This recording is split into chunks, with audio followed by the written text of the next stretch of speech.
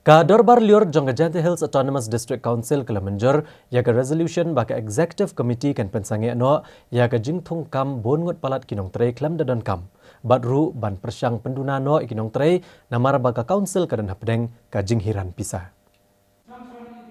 Ya kini ke resolution lawan radu chief executive member ke council ubat Thombor Shiwat ubalepan pau bahag ke council ka jingdon bon palat jiginong trei basyusong klem kam kala kata ajore ke pelatan ka jong ke council kam tam makum gene por baka council ka don pedeng ka jingduna pisa nado baka National Green Tribunal kala kang ya kam ti doyong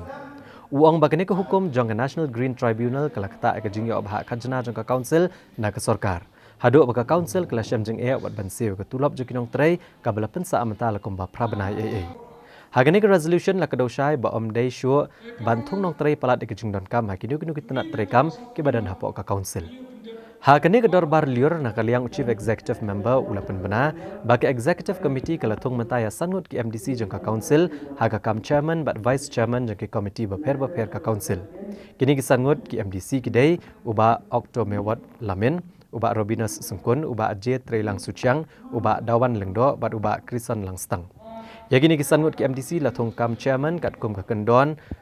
2912F jong ka Assam and Meghalaya Autonomous District Constitution of District Council Rules kat kendai sepasan puwe.